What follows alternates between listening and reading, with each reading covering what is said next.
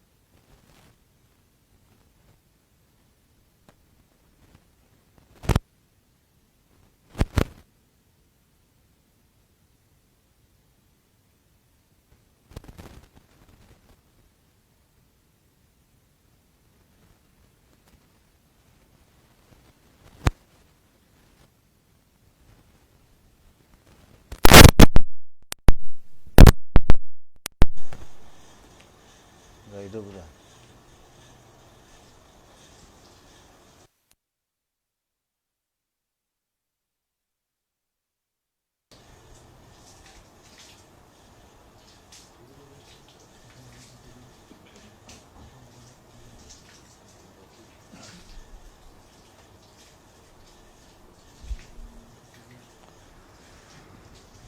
Bismillahirrahmanirrahim. Alhamdulillahirabbil alamin.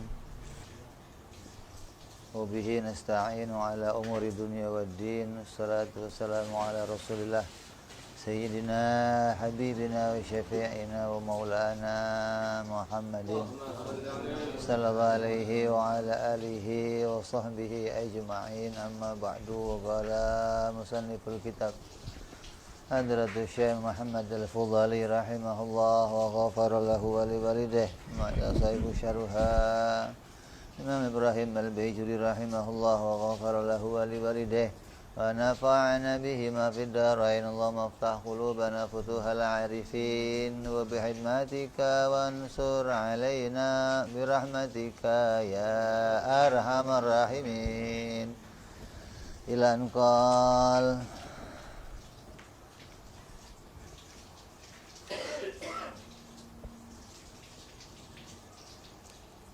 sampai apa kemarin?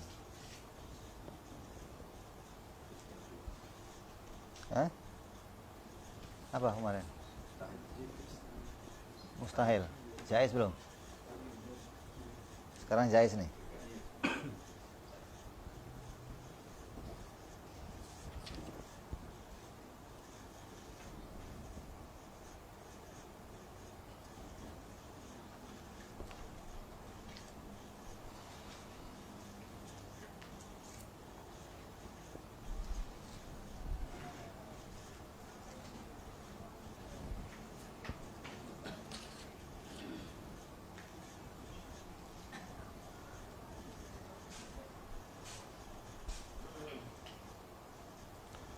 Jais sudah ya? Udah jais kemarin?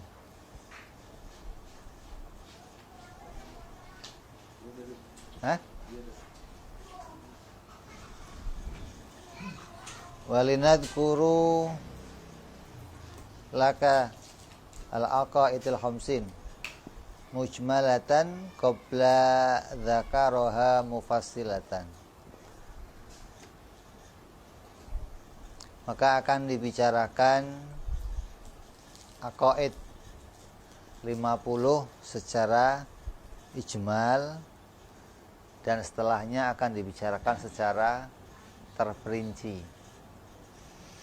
Artinya kita sudah membahas hukum akal yang isinya makna wajib, makna mustahil, dan makna jaiz.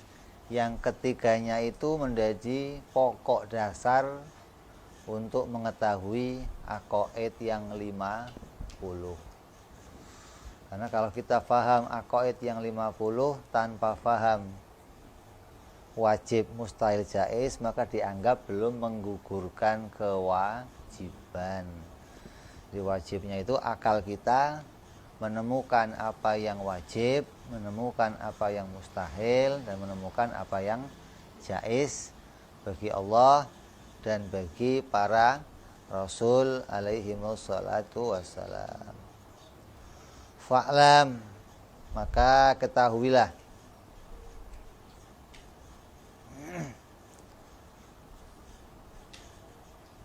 annahu yajibu lahu subhanahu wa ta'ala, sungguhnya tiap-tiap orang Islam diwajibkan mengetahui apa-apa yang wajib bagi Allah subhanahu wa ta'ala, yang jumlahnya 20 sifat. Wa yastahilu alaihi isyruna, dan yang mustahil bagi Allah 20 sifat. Wa yajuzu fi haqqihi ta'ala amrun wahidan, dan yang jaiz bagi Allah adalah satu. Fahadhihi, maka jumlah keseluruhnya adalah ihda wa arba'una, itu 41 yang harus diketahui. Artinya diwajibkan menurut syariat gitu. Wajib menurut syariat anaknya orang Islam mengetahui tentang apa-apa yang wajib bagi Allah. Jadi kalau ditanya, di situ ada dua kewajiban, wajib bagi anaknya orang Islam dan wajib bagi Allah. Wajib bagi anaknya orang Islam ini wajibnya wajib syar'i. Siapa yang mengerjakan dapat pahala, yang meninggalkan dapat dosa. Wajib bagi Allah, wajibnya wajib akli. Siapa yang mengetahui ini, maka wajib akli maknanya sesuatu yang tidak pernah tiada bagi Allah. Akal tidak pernah menerima sesuatu yang menjadi haknya Allah itu tiada. Maknanya tidak pernah menerima tiadanya itu akal tidak bisa menetapkan, akal tidak membenarkan kalau perkara-perkara itu tiada bagi Allah. Kemudian wajib tahu pula yang mustahil. Maknanya akal tidak bisa menerima perkara-perkara ini ada pada dirinya Allah. Kemudian perkara yang jaiz, sesuatu yang boleh ada pada haknya Allah, boleh pula tidak ada pada haknya Allah subhanahu wa ta'ala. Ini perkara yang wajib secara ijmal. Ini wajib tahu 20 sifat Allah, wajib tahu yang mustahil, wajib pula tahu yang jaiz. Wa yajibu lirrasul arba'atun, dan wajib bagi Rasul 4 perkara. Wa yastahilu alaihi arba'atun, dan mustahil bagi Rasul juga 4 perkara. Wa yajuzu fi haqqi alaihi wassalatu wassalam amrun wahidun, dan yang jaiz bagi para Rasul itu 1 perkara. Fahadhihi, maka jumlahnya khamsuna, berjumlah 50. 41 bagi haknya Allah dan 9 bagi haknya para Rasul, maka kesemuanya jumlahnya ada 50 akidah. Wasayati dan yang akan datang tajril kalam inda dzakaraha mufassilatan, akan kami bicarakan secara terperinci insyaallahu taala. Jadi kalau ada orang kok tahu apa yang wajib bagi Allah? Wajib bagi Allah 20. Itu wajib tahunya secara ijmal. Lah, wajib tahu sifat secara ijmal hukumnya apa? Hukumnya belum menggugurkan kewajiban. Gitu. Jadi, mengetahui sifat dan mengetahui dalil. Beda ini. Mengetahui sifatnya Allah harus terperinci. Artinya terperinci dari yang 20 itu tahu satu per satu, namanya tahu terperinci. Adapun dalilnya cukup ijmal, yaitu cukup pakai hudusul alam, wujudul alam. Ini dalil secara ijmal. Jadi mengetahui sifatnya wajib tafsil, mengetahui dalilnya cukup ijmal. Jangan dibalik. Dibalik nggak ketemu malah nanti. Oh, tahu sifat Allah itu ijmal aja. Kalau ijmal aja berarti Allah punya sifat 20 gitu. Atau Allah itu zat yang maha sempurna, pokoknya sifatnya sempurna semua. Itu wajib yang demikian itu secara ijmal, bukan secara tafsil. Sifat Allah itu yang mustahil berapa? 20.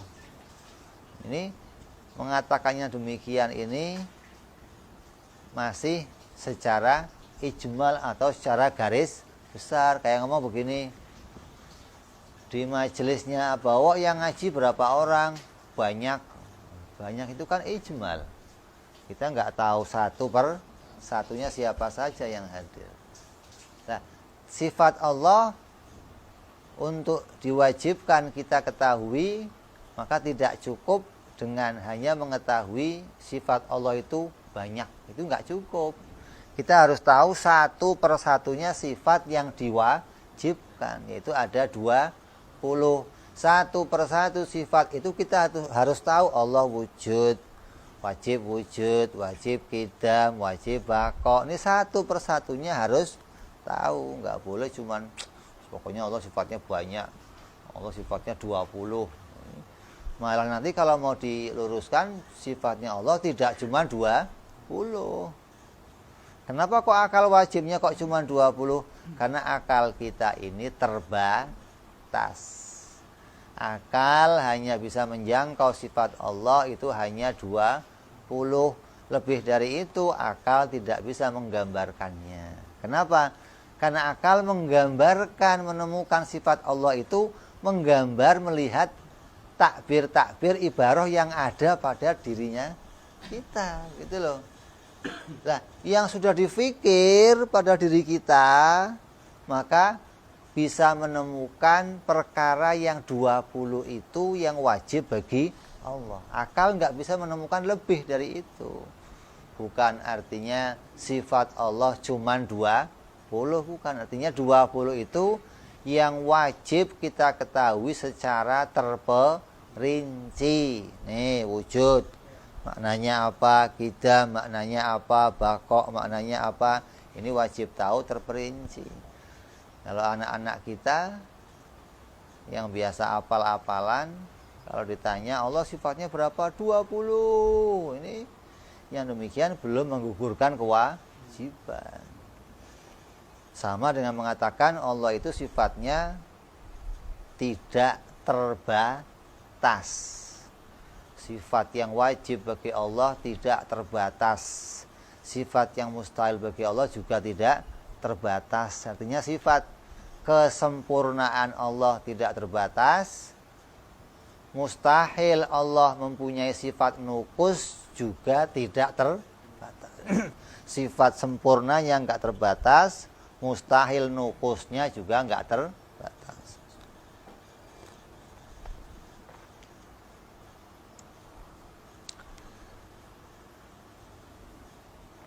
Jadi ijmal, mengetahui sifat Allah secara ijmal itu belum mencukupkan perintah, belum menggugurkan perintah, tapi wajib tahunya sifat Allah secara tafsil, secara satu per satu.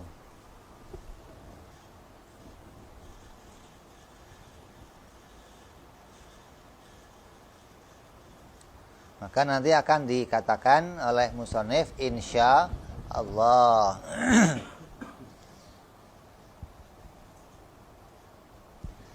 Kenapa musannif mengatakan insya Allah? Tinggal nulis kok pakai insya Allah. Nanti yang akan saya tulis insya Allah, kayak besok apa? Di bawahnya doang pakai insya Allah. Ini pengangguran apa bagaimana?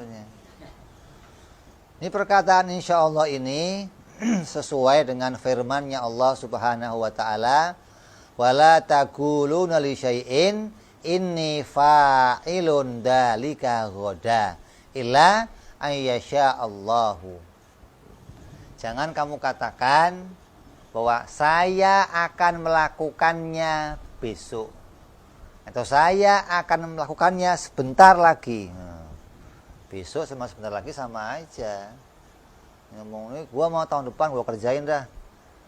Ini mau saya kerjakan bulan depan, mau saya kerjakan besok pagi, mau saya kerjakan sebentar lagi. Jangan kamu katakan demikian kecuali insya Allah. Maka musannif mempraktekkan ini.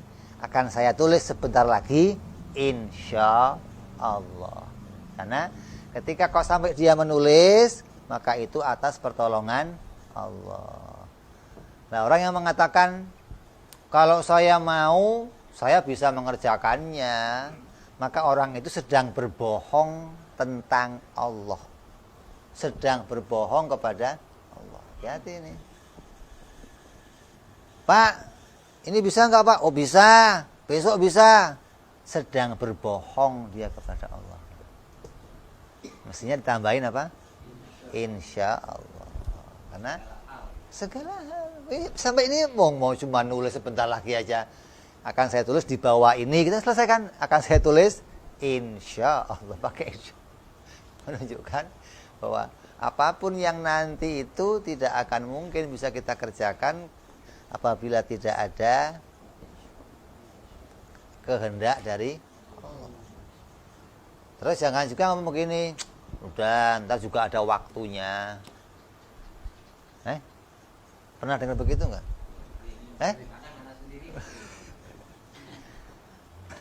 Itu yang punya etikot seperti itu kaum dahri, kaum ateis, yang mengatakan yang merubah sesuatu adalah waktu, bukan Allah, bukan.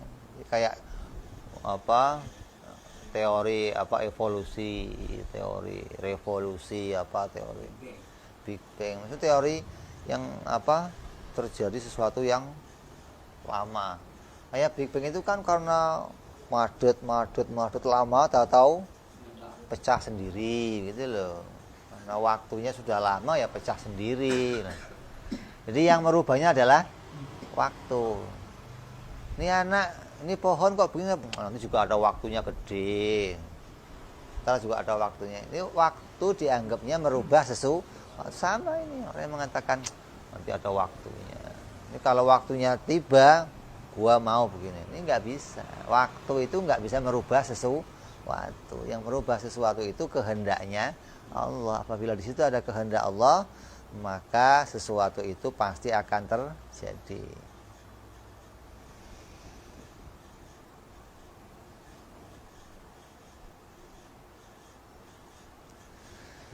Kenapa? Wasababu fi dzalika annal insana idza qala sa'af'alu kadza lam yab'ad ayyamut qabla fi'luhu wa lam yab'ad aidan annahu ya'uquhu in anhu law baqiya hayyan aikun wa hina idzin yasiru kadziban.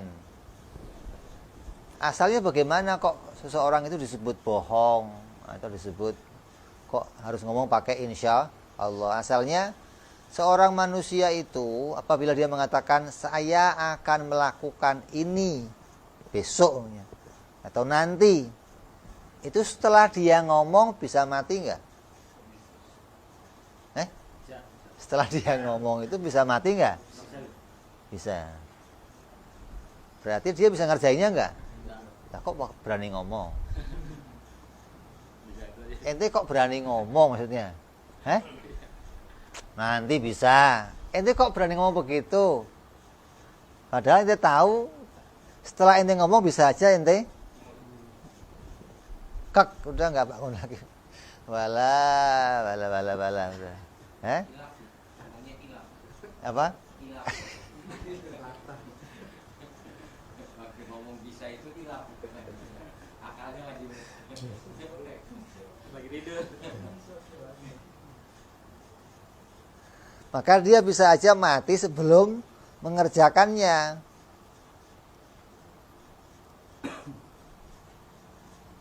Maka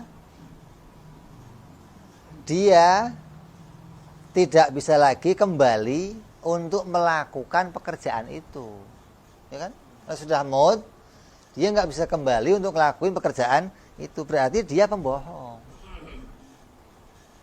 Maka dia pembohong, mengatakan bisa, nyatanya maut, ditunggu-tunggu mana? Bangun, coba. Dituntut ini bagaimana? Suruh bangun coba, bisa. Maka kamu diharuskan mengatakan insya Allah agar kamu nggak berbohong bahwa kalau itu bisa saya lakukan itu karena kehendaknya Allah. Kamu nggak berbohong. Kok kamu mati? Bahkan insya Allah. Gimana sih kamu? Kalau ada kehendaknya Allah, kok nggak ada gimana? Ya bagaimana? Memang nggak ada kehendaknya Allah, mau dipaksa bagaimana? Maka perkataan insya Allah itu tidak menggugurkan, tidak sampai membuat kamu berada dalam sebuah kebohongan. Kamu menyatakan sesuatu yang nyata bahwa terjadinya itu atas kehendaknya Allah.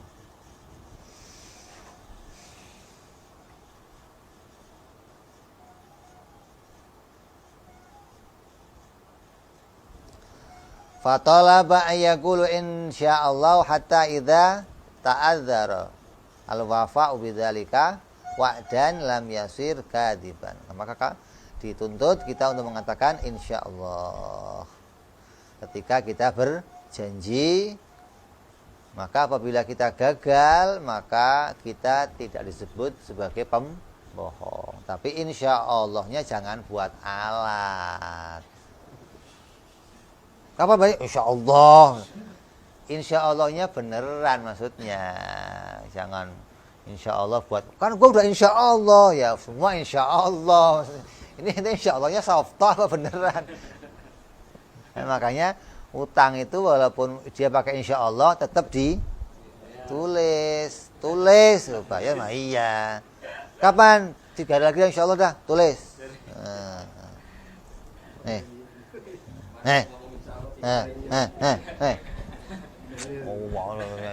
Tulis lagi, jangan pakai insya Allah nggak bisa, tulis berapa hari kapan nanti.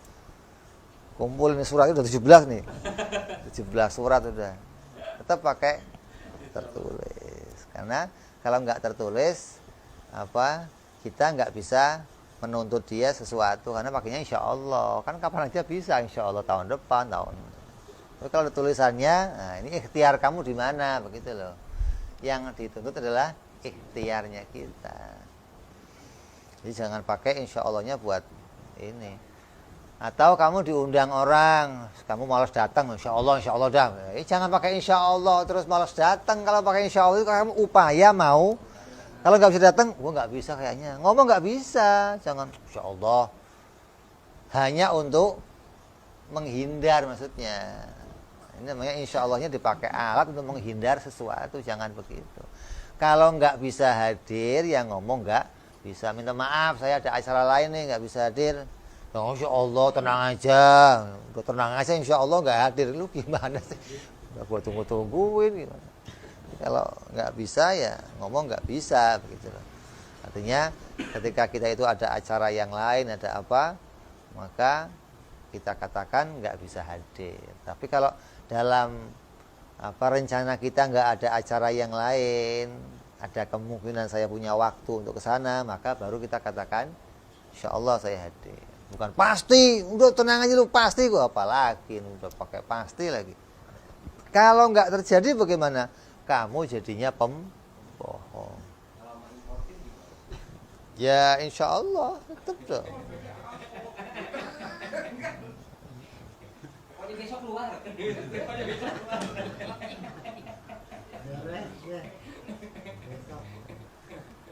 Pokoknya jangan sampai membohongi diri sendiri gitu loh. Orang lain mau dibohongi mah ya diri sendiri jangan dibohongi.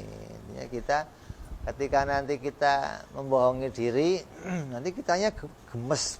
Kok enggak jadi, kenapa? Gagal kenapa? Karena sudah salah landasan. Dari awal sudah salah pijakan. Kita anggap pasti bisa.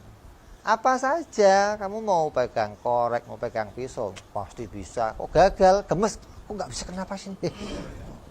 Kamu bingung kok nggak bisa? Loh memang nggak bisa.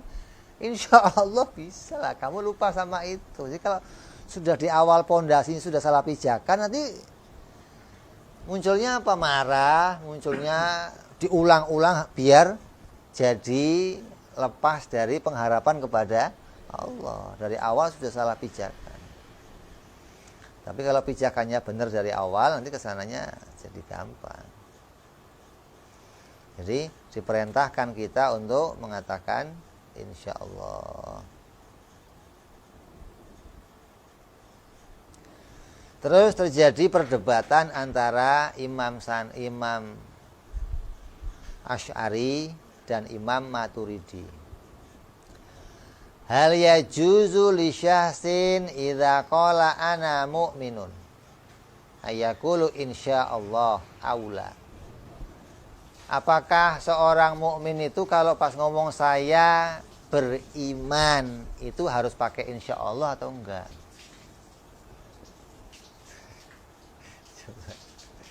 Saya sekarang iman insyaallah. Apa enggak pakai insyaallah?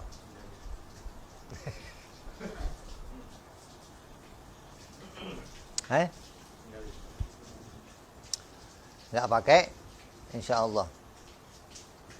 Faqalatil asy'ariyah, maka berkata para kelompoknya Imam Asy'ari, orang-orang yang sekelompok dengan Imam Asy'ari, bil ula wal maturidiyah bitsani. Kata Imam Asy'ari, cukup mengatakan ana mukminun. Kata Imam Maturidi harus pakai insya Allah. Insya Allah saya mukmin. Kata Imam Asy'ari enggak usah pakai insya Allah, cukup saya mukmin. Wa ja'ala ba'dhumul khilaf lafdhiyan, maka keduanya ini adalah perbedaan secara lafaz. Kenapa? Pendapat yang pertama yaitu Imam Asy'ari, ma idza qala dzalika nadharun lil ma'al. Wa tsani ma idza qala nadharun lil hal. Maka pertama melihat kepada yang akan datang. Wa tsani yang kedua melihat pada keadaan sekarang. Fal al-amru ila annahu yajuzu nadharon lil ma'al infa ittifaqon. Maka ketika saya mengatakan saya beriman sekarang, maka kalau sekarang saya iman, maka enggak usah pakai insya Allah.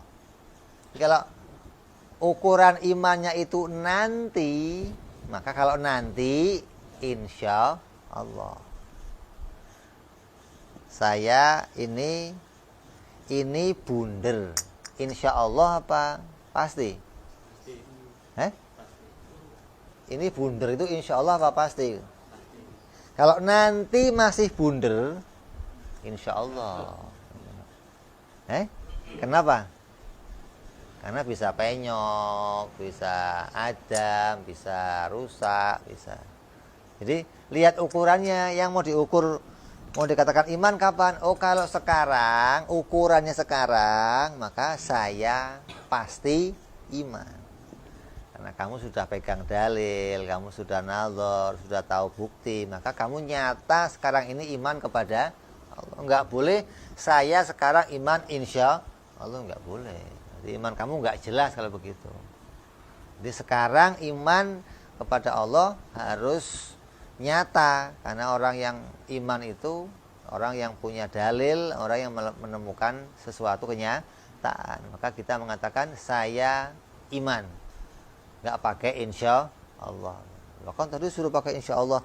Oh, kalau nanti masih iman nggak kamu nanti akan mati bawa iman nggak? Insya Allah. Itulah. Karena yang nanti kita nggak ngerti yang terjadi apa, yang akan berubah apa. Tapi kita harapkan bahwa kita bisa mati tetap dalam keadaan membawa iman kepada Allah Subhanahu wa ta'ala. Ini perbedaan antara keduanya.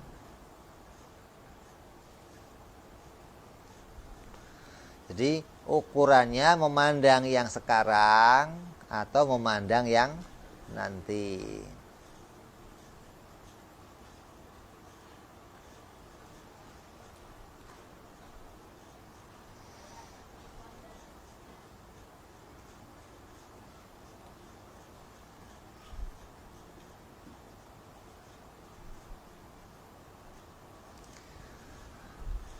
Terus ini namanya perbedaan apa? Lafzi, bukan perbedaan maknawi. Kalau makna itu sudah beda i'tiqad namanya. Kalau ini beda lafaz, mau menyebutkan yang sekarang atau menyebutnya yang nanti, sama saja. Kalau keduanya ini menyebutkan pada posisi yang sama, ya jawabannya sama. Kata yang satu harus pakai insya Allah, itu enggak usah. Kok beda, kenapa? Saya ngomongnya kan nanti, saya ngomongnya sekarang. Oh ya sama aja. Berarti kalau yang satu ini ngomongnya sekarang, ya juga nggak pakai insya Allah. Yang ngomong sekarang ini kok ngomongnya nanti, juga pakai insya Allah. Berarti ini sama, hanya beda lafadz atau beda ungkapan, cara penyebutannya saja, karena melihat cara pandang yang berbeda. Ini penjelasan tentang insya Allah. Kemudian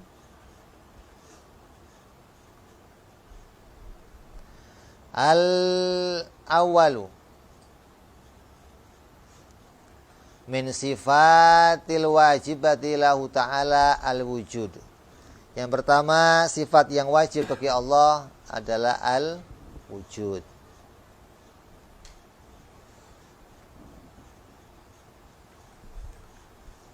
Wakhtalafa fi maknahu, maka berbeda ulama di dalam memaknai sifat wujud. Faqala ghairul Imam Asy'ari wa man tabi'ahu al-wujud hiya halun wajibatun lidzati madamati dzat wa hadhil hal la tu'allilu bi illatin. Berkata selain Imam Asy'ari dan pengikutnya, ini dibalik ini. Jadi bukan berkata Imam Asy'ari, bukan, berkata selain Imam Asy'ari dan para pengikutnya. Lah kita termasuk pengikutnya siapa gitu. Imam Asy'ari kan puncak. Ini yang ngomong ini, yang memaknai pemaknaan yang dibawa ini adalah orang yang selain pengikut Imam Asy'ari loh. Kayak kita bukan pengikut Imam Asy'ari, kita juga pengikut Imam Asy'ari.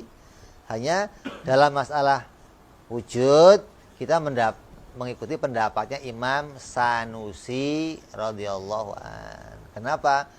Imam Sanusi termasuk mujaddid, termasuk pembaharu, pembawa atau orang yang mengikuti madhabnya Imam Asy'ari, tapi memberikan perubahan-perubahan di dalam i'tiqad, perubahan-perubahan di dalam memaknai atau memahami akidah dalam sifat-sifat Allah dan sifat para rasul, maka disebut sebagai mujaddid.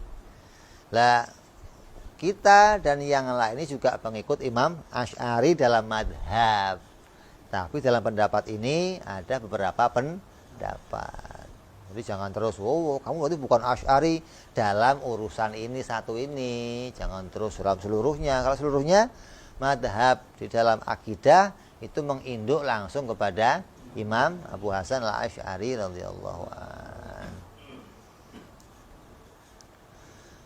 Kata selain Imam Asy'ari, yaitu siapa? Selain Imam Asy'ari siapa? Yaitu Imam As-Sanusi.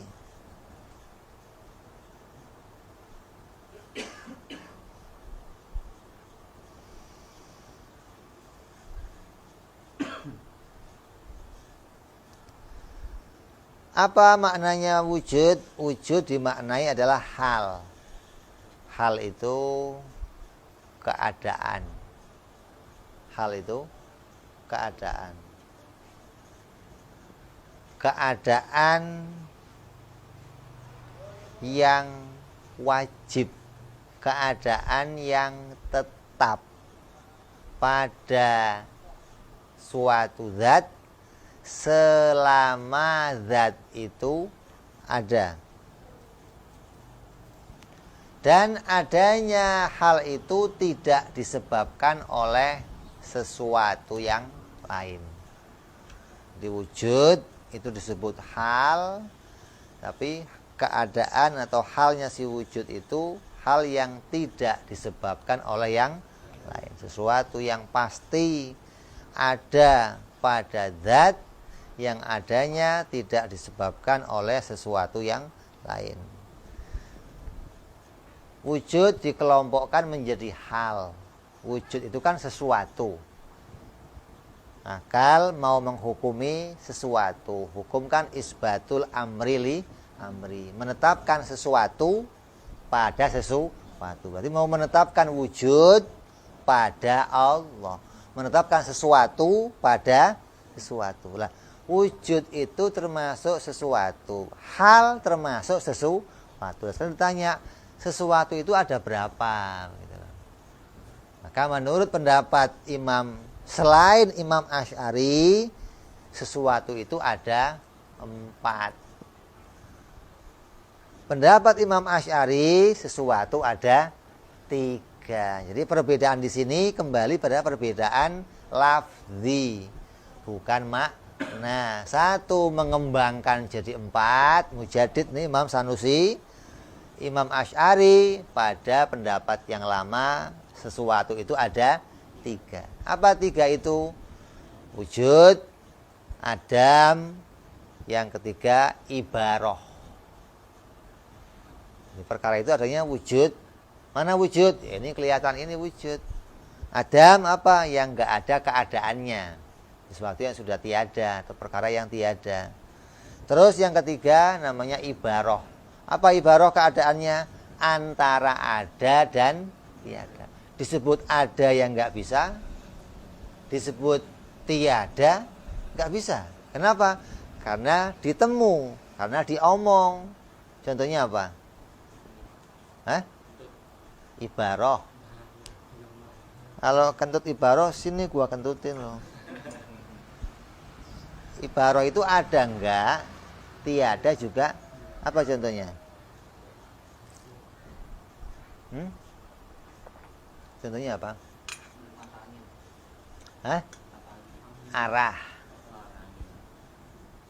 Arah barat, timur. Coba barangnya mana? Kanan, aja kanan dah. Ini kanan, ini kiri. Yang kelihatan apanya? Tangannya. Kanannya mana? Itu namanya apa? Ibarah. 1, 2, 3, 4 itu apa? Ibarah. Ngomong 1 itu ibarahnya apa? Angka. 2 berapa? Angka. 3 angka atau bilangan. Tapi beda-beda. 1 mengibarahkan perkara yang enggak ada lainnya. Dua, mengibarahkan perkara yang ada lainnya. Ini beda ibarahnya. Jadi kata Imam Asy'ari, sesuatu itu ada tiga.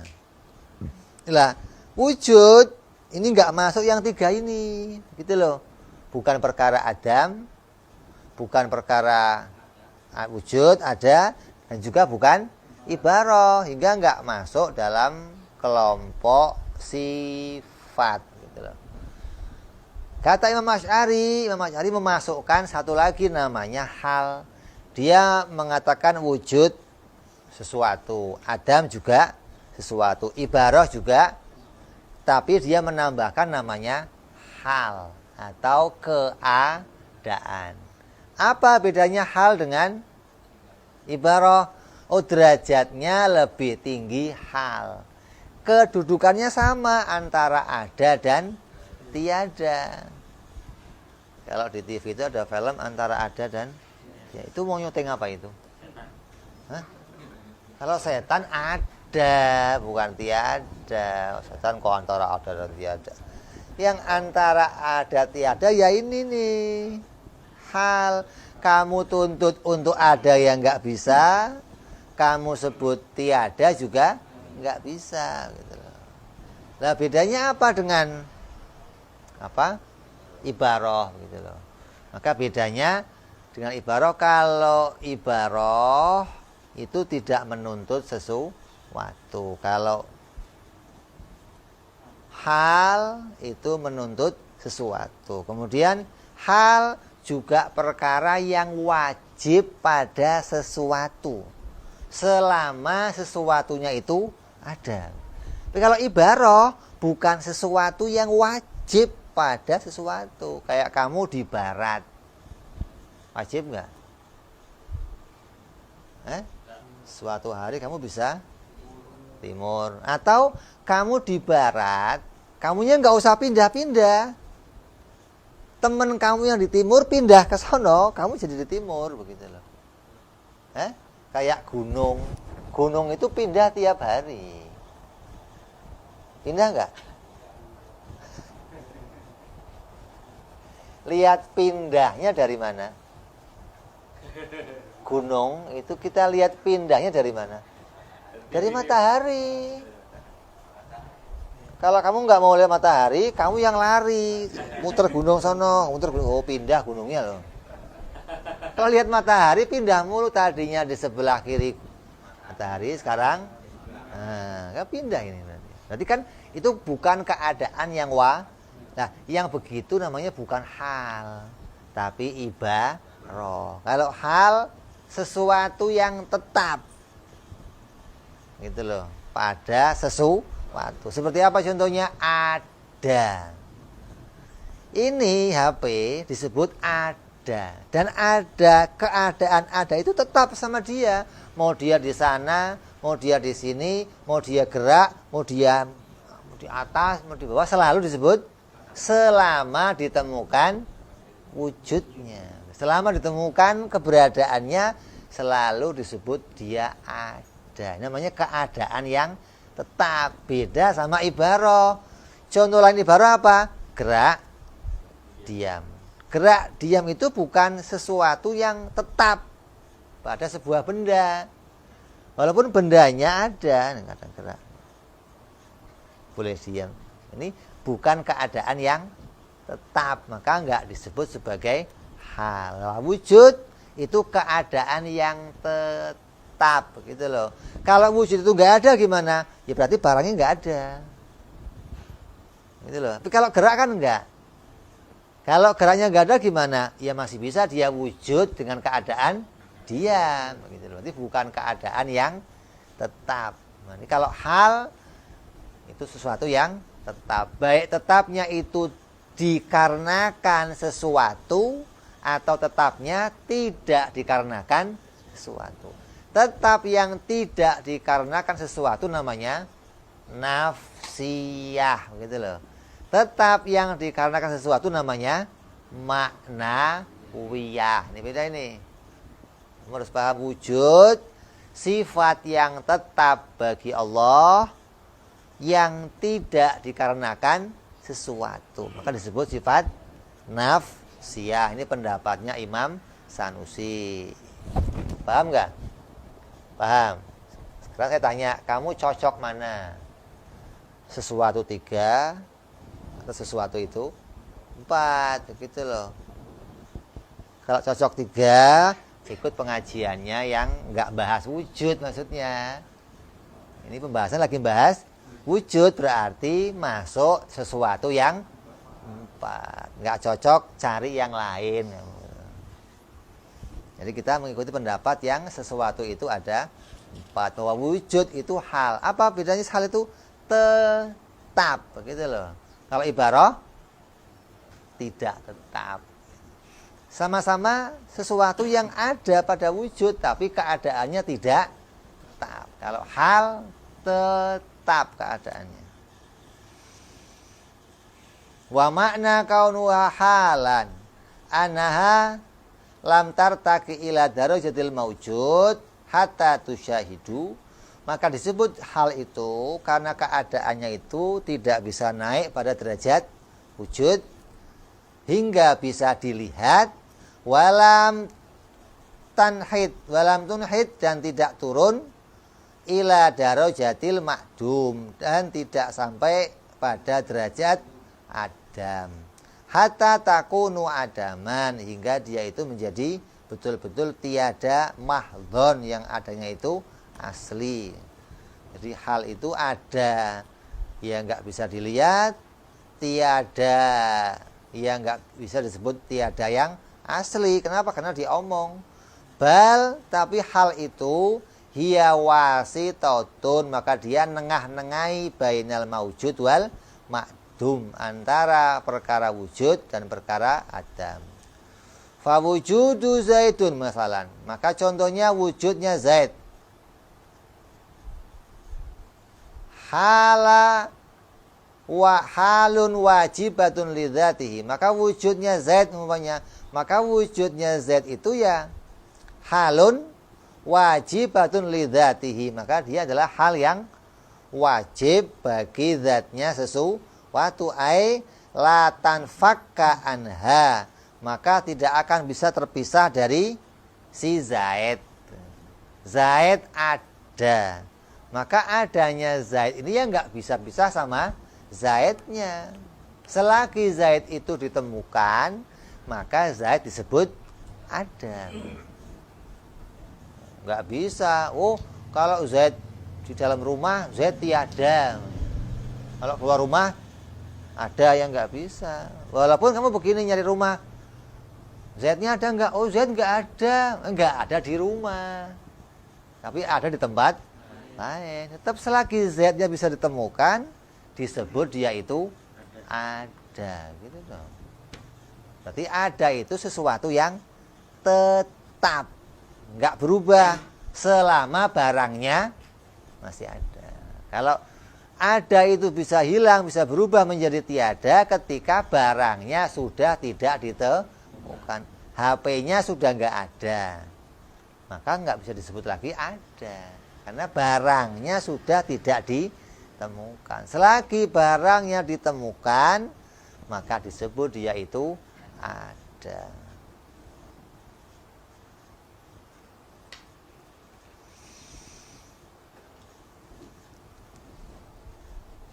Wa makna qauluhum la tu'allilu bi'illatin, adapun perkataan selain pengikut Imam Asy'ari, artinya perkataan Imam As-Sanusi dan para pengikutnya, Imam siapa saja, ada Imam Ar-Razi, Imam As-Sanusi dan orang-orang yang mengikuti mereka, mengatakan bahwa wujud itu adalah hal yang tidak dikarenakan yang lain. Maka itu maksudnya annaha lam tansha'a an syai'in bi khilafi kauni Zaidan bikhilafi kauni Zaidun qadiron. Maka wujudnya si Zaid itu tidak dikarenakan sesuatu yang lain. Beda dengan perkataan Zaid itu berkuasa. Zaid orang yang berkuasa. fa inna nasya'a an qudratihi, maka keadaan Z itu yang berkuasa itu muncul karena Z itu punya kemampuan. Z punya kekuatan. Z punya kudrah. Maka disebut Z itu qadiron. Jadi sebabnya qadiron itu kudrat. Sebabnya berkuasa karena sebabnya menguasai karena punya kuasa. Kalau nggak punya kuasa tidak bisa menguasai. Maka keadaan menguasai itu ada sebabnya. Begitu. Jadi Z disebut penguasa itu ada sebabnya. Apa sebabnya? Karena punya kuasa. Tapi kalau Z ada sebabnya apa? Ya nggak punya sebab. Artinya nggak ada keadaan lain yang menyebabkan dia disebut ada. Maka beda ini. Berarti di dalam hal pendapat selain Imam Asy'ari atau pendapat Imam Sanusi mengatakan hal itu ada dua. Ada hal yang dikarenakan yang lain, ada hal yang tidak dikarenakan yang lain. Fakaunu Zaidun qadiran mathalan wa wujuduhu halani qaimani bidzatihi ghaira mahsusina bihasatin.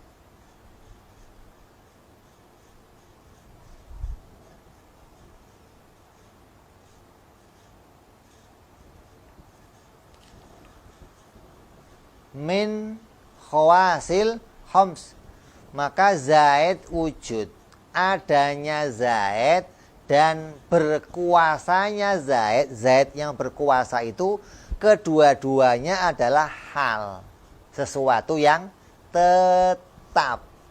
Adanya zaid ya tetap, zaid yang berkuasa juga tetap. Tapi keduanya ini adalah sifat yang nggak bisa dilihat pakai mata. Karena keduanya bukan derajat wujud. Keduanya bukan derajat yang bisa disaksikan oleh mata. Tapi keduanya sifat yang tetap pada si zaid. Selama zaid itu ada wujudnya. Kalau qadironnya selama kudratnya itu ada. Selama Z itu punya kuasa, selama itu dia menguasai. Kalau hilang kuasanya bagaimana? Maka hilang pula yang menguasai. Kamu cantik, wajahnya cantik, disebut orang yang cantik. Sampai kapan? Sampai cantik hilang. Begitu keriput ganti, sudah enggak orang yang cantik lagi keadaannya, begitu loh. Jadi keadaan orang yang cantik itu akan tetap ada selama sifat cantik itu ada pada dirinya. Kalau sifat cantiknya hilang, maka keadaan dia yang cantik juga hilang, ganti dia yang ini. Dua-duanya hal yang enggak bisa dilihat. Illa anna awwala lahu illatun yansha'a anha. Maka yang pertama itu adalah elat yang menyebabkan, ada elat yang menyebabkan timbulnya perkara itu. Ya apa? Kudrat.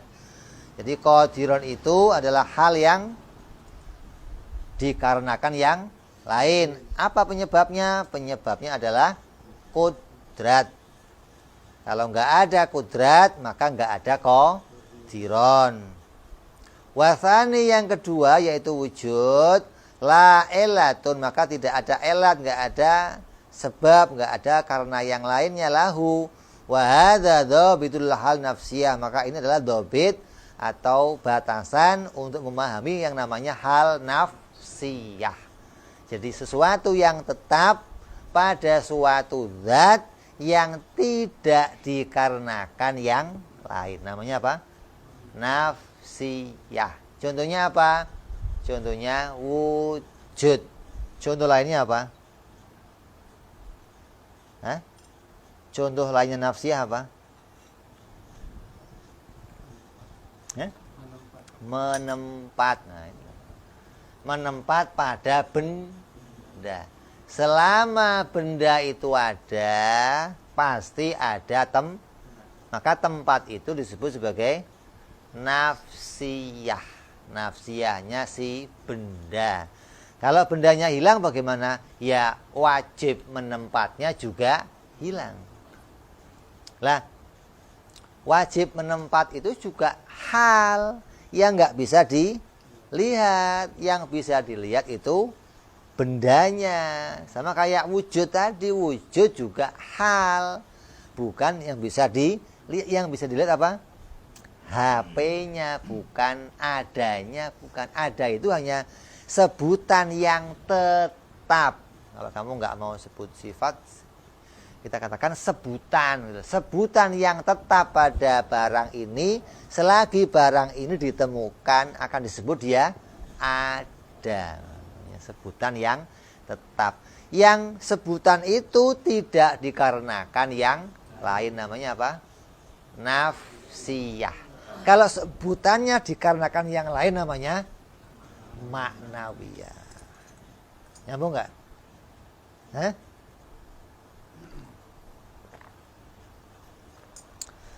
Jadi ada apa? Hal nafsiyah, ada hal maknawiyah.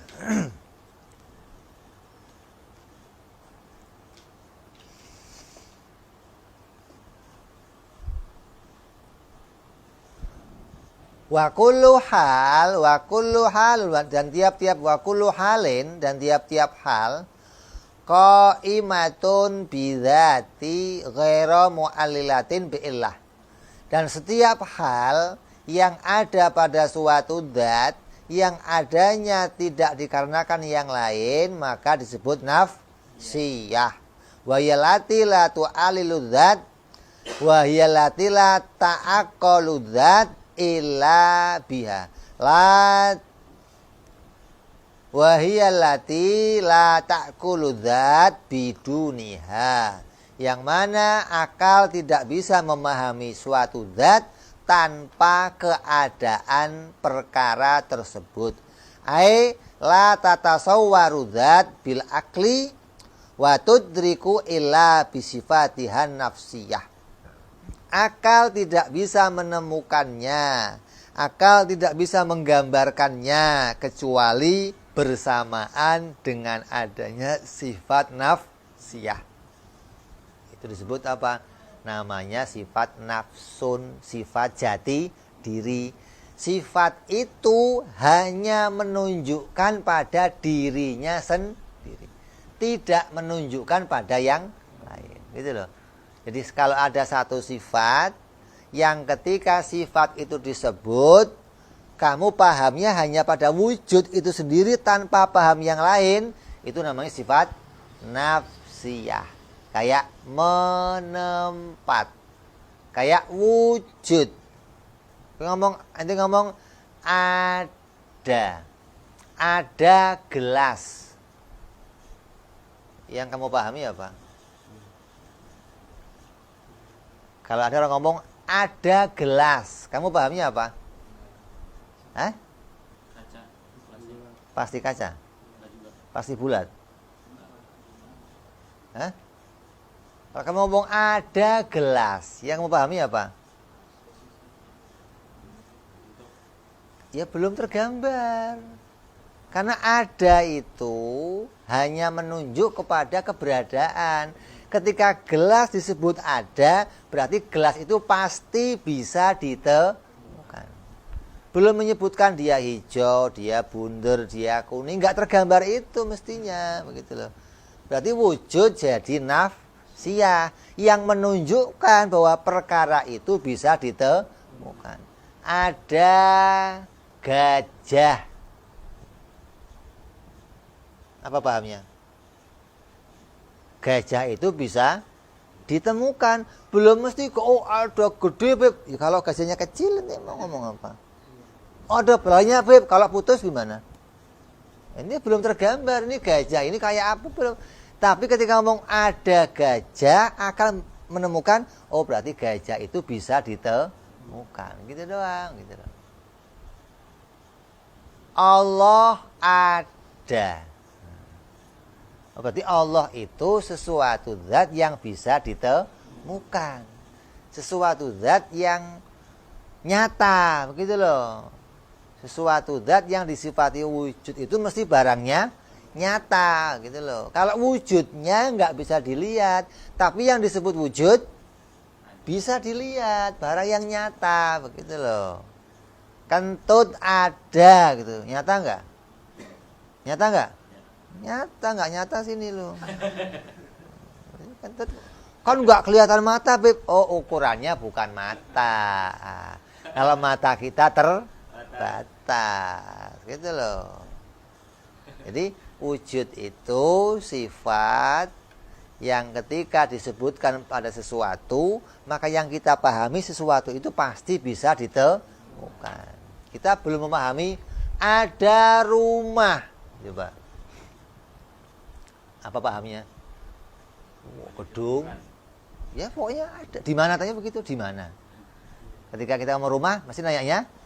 Belum tergambar. Ini catnya warna ini, belum tergambar ini, gitu loh.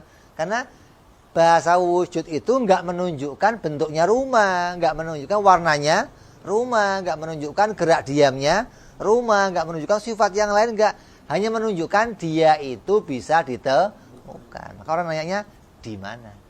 Gitu loh. Karena menyifati jirim mesti berkaitan sama tempat. Tapi kalau Allah ada, kamu nggak perlu nanya di mana, ya nggak perlu nanya begitu. Nanti kamu menyamakan adanya Allah dengan adanya makhluk. Karena nanti akan disepakati bahwa sifat nafsiyahnya Allah cuma satu, begitu loh. Sifat nafsiyahnya kita banyak, ada wujud, ada menempat, nafsiyah semua itu, gitu loh. Wujud ya nafsiyah, menempat nafsiyah. Jadi ketika ngomong gelas ada, ya kita nggak ngomong ketemu pokoknya. Itu kalau bagi Allah. Kalau bagi gelas di mana adanya, mesti ditanya. Karena ada nafsiyah yang lain yang nggak bisa terpisah dari dia. Oh ini nggak ada tempatnya. Oh ya edan kamu berarti. Ada gelas kok nggak punya tempat. Ini gelas nafsiyah cuma satu doang, nggak ada gelas nafsiyah cuma satu. Selain Allah nafsiyahnya banyak. Kalau Allah hanya punya satu nafsiyah, yaitu ada. Kenapa? Karena nggak butuh yang lainnya. Kalau kita memang punya yang lainnya, Allah nggak butuh sama yang lain.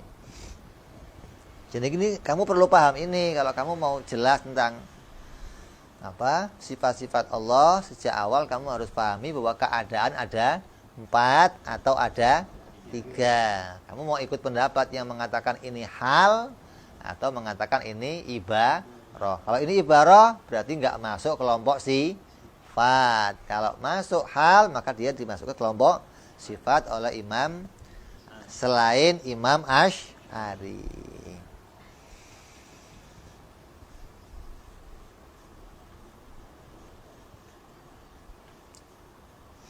Contohnya apa? Sifat nafsiyah yang lain kata hayyuzi lil jirmi. Seperti menempat bagi benda. Fa innaka intasawwartahu wa adrakta annahu mutahayyizan wa ala hadza qaulu wa ala hadzal qaul wa wa kaunul wujudu halan. Fa dzatullahi ta'ala ghaira wujud wa dzawatil hawadis ghaira wujudatuha. Maka contohnya adalah seperti menempat. Maka menempat adalah keadaan yang pasti pada suatu zat selama zat itu ada dan tidak disebabkan sesuatu. HP menempat. Kenapa coba? Ya kenapa begitu. Kok kamu pikir? Wah ya kamu bisa konslet. Lama-lama bisa Balik kamu duduknya begitu. Jalannya balik. Kenapa sih? Kenapa orang kok harus kakinya di bawah? Kan boleh di atas. Ya lu aja di atas kakinya. Kok kenapa di bawah kakinya? Kenapa kok ini menempat? Wah, ya enggak perlu dipikir mau. Wah ya rusak. Jadi benda itu menempat, maka menempat itu dipahami itu suatu keadaan yang tidak disebabkan yang lain. Dan keadaan itu tetap pada dia selama dia itu ada, selama dia bisa ditemukan. Maka disebut namanya menempat itu nafsiyah. Artinya ketika kamu menggambarkan, nafsi yang kedua ini, ambilkan gelas. Oh, berarti gelas itu adalah. Kamu akan nanya di mana? Ini nafsiyah yang pasti ada pada sebuah benda. Kenapa? Karena kamu nggak bisa menggambarkan sebuah benda tanpa menempat. Kamu nggak bisa menggambarkan sesuatu tanpa wujud, sama kan? Kalau ada barang kok disebutkan, tapi nggak dikatakan dia itu wujud, kamu nggak mungkin bisa menggambarkannya. Lah gimana? Wong wujud aja nggak, suruh gambar bagaimana gambarnya? Sesuatu yang bisa digambar pasti sesuatu yang wujud. Wujud aja nggak mau digambarkan, wujud aja nggak mau ditemukan. Artinya mau dilihat kenyataannya ya nggak bisa. Kalau mau dilihat, mau sesuatu yang bisa dilihat pasti ada wujudnya. Maka sama dengan menempat, sesuatu itu akan bisa digambarkan oleh akal kalau ada tempatnya, itu bagi benda. Wa ala hadzal qaul wa kaunul wujudu halan. Maka atas pendapat ini wujud adalah hal. Fa dzatullahi ta'ala ghairu wujudu. Maka ghairu wujudi, maka zatnya Allah itu bukan wujudnya. Jadi zat dan wujud itu dua perkara. Zat itu pokoknya, wujud itu sifat yang ada pada si zat. Jangan dikatakan satu ini. Ini pendapat Imam Sanusi bahwa wujud adalah keadaan yang tetap pada zatnya Allah. Sama dengan wadzawatul hawadis, zat-zatnya hawadis itu juga bukan wujud-wujudnya, begitu loh. Jadi ini itu bukan wujudnya HP, begitu loh. Lah wujudnya HP itu apa? Oh, wujudnya HP keadaan yang ada di sini. Keadaan yang tetap pada HP ini adalah wujud, tapi HP ini bukan wujud. Ya. HP ini bukan wujud. Kalau kamu ngomong HP itu pasti wujud, yang wujud itu pasti HP. Oh, nanti ini juga wujud, tapi bukan HP, gitu loh. Karena wujud itu keadaan yang bisa saja di mana saja. Bisa di HP ya bisa, di kursi ya bisa, di meja ya bisa, asal ada barangnya. Selagi barangnya itu ada, maka wujud itu pasti tetap pada dirinya. Jadi wujud adalah bukan zatnya. Ya, wujudnya Allah juga bukan zatnya. Wujudnya hawadis juga bukan zatnya hawadis. Wujudnya hawadis dengan zatnya hawadis ini dua perkara, yaitu sifat dan mausuf. Zat itu mausufnya, wujud itu sifatnya. Zat yang mau disifati, wujud itu sifatnya. Ini pendapat Imam Sanusi. Pendapat pertama yang mengatakan wujud bukan, wujud itu apa? Wujud adalah bukan zat. Wujud adalah perkara lain dari zat. Wujud adalah sifat nafsiyah atau hal yang tetap. Wa qaul Asy'ari, ada pun pendapat Imam Asy'ari, wa man tabi'ahu, dan siapa yang mengikuti mereka, al wujud ainul maujud. Wujud itu satu perkara dengan zat. HP ini ya wujudnya itu. zatnya HP itu ya wujudnya. Kalau dikatakan mana wujudnya HP, ya itu. Mana zatnya HP, ya itu. Jadi yang bisa ditunjuk itu yaitu wujudnya. Satu perkara, ya wujud, yaitu zat, yaitu. Maka Imam Asy'ari tidak memasukkan wujud sebagai kelompok hal, sebagai kelompok sifat, tapi wujud dikelompokkan sebagai zat itu sendiri. Maka ketika bicara sifatnya Allah tidak dimulai dari sifat wujud, karena wujud bukan masuk kelompok sifat menurut pendapat Imam Asy'ari dan para pengikutnya. Fa'ala hadza fa wujudullahi ainu dzatihi, maka atas pendapat ini wujudnya Allah itu ya zatnya Allah. Ghairu zaidin alai, dan bukan perkara lain dari zatnya fil kharij. Wa wujudul hadis ainu dzati, sama dengan wujudnya hawadis itu juga zatnya hawadis. Ini pendapat yang mengikuti Imam Asy'ari. Jadi atas pendapat ini wa ala hadza la yadharu adal wujud sifatan. Kata Imam Asy'ari dan pengikutnya, menjadikan wujud sebagai sifat itu enggak nyata. Memang enggak jelas ini mah apa ini bikin-bikin. Wujud kok sifat. Wujud ya zat. Ini kata pengikutnya Imam. Namanya imam yang enggak mau ikut. Kalau ikut namanya makmum, bukan imam. Ini kan imam, masa mau ikut kamu bagaimana? Imam punya pendapat sendiri. Kata Imam Asy'ari, ente ini aneh-aneh, kok ada wujud dimasukkan sebagai sifat. Wujud itu ya zat, itu jangan dibikin sulit-sulit lah. Wujud kok sifat. Wujud yaitu zat, satu perkara. Kalau kita dibukakan hijab, kita akan bisa lihat wujudnya Allah.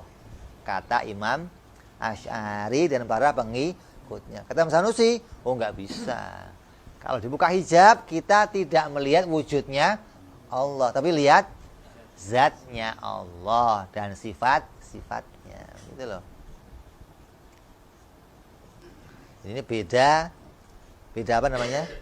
Secara lafaz, hanya beda penamaan. Satu menamai itu sebagai sifat, satu tidak menamai sebagai, tapi ada pada dirinya, begitu loh.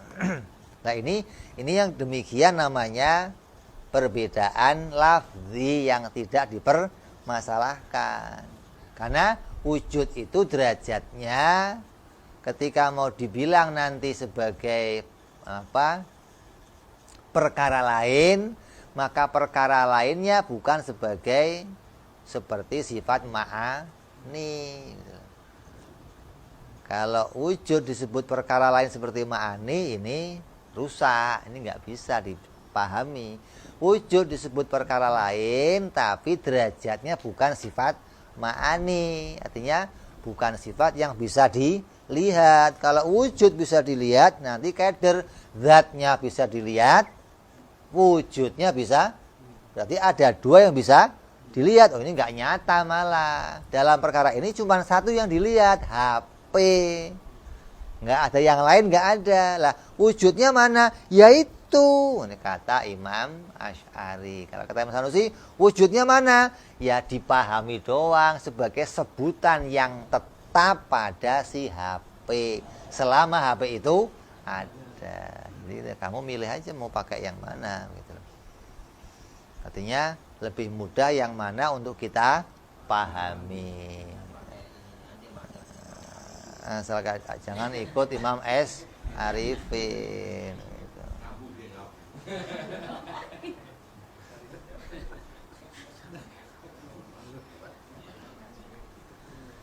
Kenapa disebut sebagai wujud itu enggak nyata ketika disebut sebagai sifat? Li'anna wujud, kata Imam Asy'ari, adalah ainud dzat. Wujud itu adalah perkara pokok dari si zat.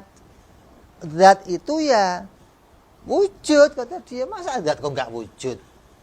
Kalau sudah ngomong zat, itu pasti ada. ada. Jadi zat dan ada itu bukan perkara lain. Ngomong ada itu ya mesti zat, ngomong zat mesti ada. Jadi yang ada, yang disebut zat itu mesti ada. Ini kata Imam Asy'ari. Tapi kita nanti punya alasan. Wasifat, dan yang namanya sifat itu ghairu zat. Sifat itu bukan zat. Bi khilafi ala qaulil awal. Berbeda pendapat Imam Sanusi. Fa inna ja'alahu sifatan, maka menjadikan wujud sebagai sifat itu dhahirun, itu nyata. Bukan enggak nyata. Wa makna wujubul wujud lahu ta'ala al-awwal. Adapun yang dimaksud wajib wujud pada pendapat Imam As-Sanusi alal awal anna sifatan nafsiyah. Sungguhnya sifat nafsiyah itu allati hiya halun. Maka nafsiyah itu adalah sifat keadaan sabitatun yang tetap lahu ta'ala, yang tidak dikarenakan oleh sesuatu yang lain. Jadi sifat nafsiyah adalah halun sabitatun lidzat. Kalau kata Imam Asy'ari wasani, Imam Asy'ari mengatakan adza anna dzatahu ta'ala, sungguhnya zatnya Allah Ta'ala itu maujudatun muhaqqaqatun fil kharij. Zatnya Allah itu ya, maujudnya Allah ya itu nyata.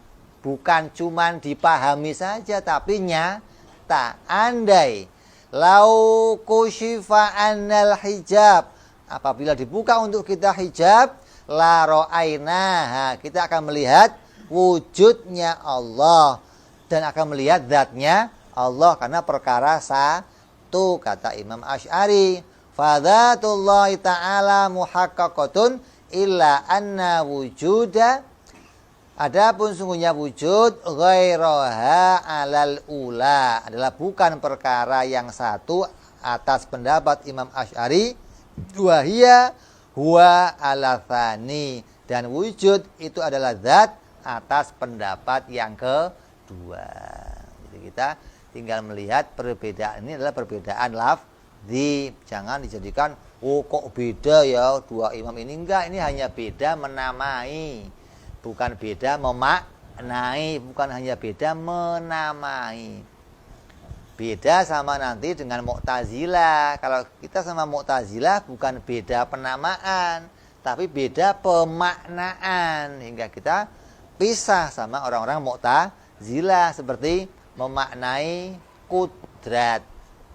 Kata kita, kudrat itu sifat yang bisa dilihat, sifat maujud yang ada pada wujudnya Allah. Kata mereka, oh bukan. Kudrat itu adalah zat, bukan sifat. Oh ini rusak kalau ini. Kalau wujud itu zat, masih boleh. Karena ketika dijadikan sifat, sifatnya bukan sifat wujudiyah. Tapi kalau Mu'tazilah, ketika menyebutkan sifat wujudiyah yang kita akui sebagai perkara lain, dia mengatakan, oh itu adalah zatnya Allah, bukan sifatnya Allah. Maka ini perbedaan makna. Ini merusak pemahaman yang demikian. Maka kita nggak boleh punya paham seperti Mu'tazilah. Ini pengertian wujud yang harus dipahami oleh orang yang mau mengetahui tentang sifat-sifat Allah secara terperinci. Adapun orang-orang awam tidak wajib tahu wujud itu sebagai nafsiyah atau sebagai sifat zati. Artinya seorang yang baru melangkah belajar ilmu tauhid tidak diwajibkan mengetahui wujud sebagai nafsiyah atau sebagai ghairu nafsiyah. Tapi wajibnya orang yang baru belajar tauhid wajib tahu Allah persifatan wujud. Allah itu ada. Kamu nggak wajib tahu ada itu nafsiyah atau ada itu zatiyah. Yang wajib kamu tahu Allah itu ada dengan dalilnya. Apa dalilnya Allah itu ada? Insya Allah kita sambung yang akan datang. Mudah-mudahan kita dijadikan Allah orang-orang yang futuh hatinya, yang rusuh, yang punya pemahaman yang jelas, yang kuat hatinya, yang kuat berpegang pada dalil, yang tidak gampang digonjang-ganjingkan oleh keraguan-raguan. Mudah-mudahan akidah ini bisa kita bawa sampai hari kematian kita. Amin ya rabbal alamin. Insyaallah kita sambung yang akan datang. Wallahu a'lam bishawab. Ila hadratin nabi. Al-Fatihah. A'udzu billahi minasyaitonir rajim. Bismillahirrahmanirrahim. Alhamdulillahirabbil alamin arrahmanir rahim maliki yaumiddin. Iyyaka na'budu wa iyyaka nasta'in ihdinas siratal mustaqim siratal ladzina an'amta 'alaihim ghairil maghdubi 'alaihim waladdallin amin. Ya Rabbana i'tarafna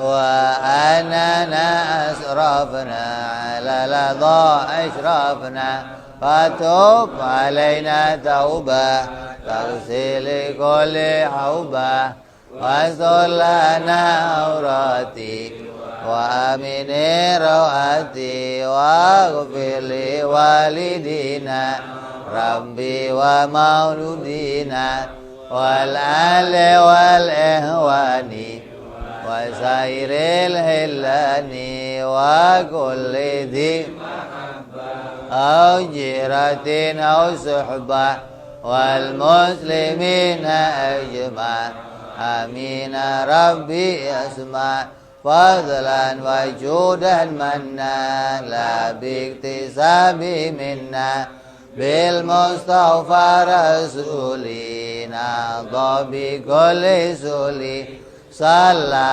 وسلم ربي عليه عند الحب وآله وصحبه عدد تعصي صحبي والحمد للإله بالبدء والتناهي سبحان ربك رب العزة عما يصفون سلام على المرسلين الحمد لله رب العالمين.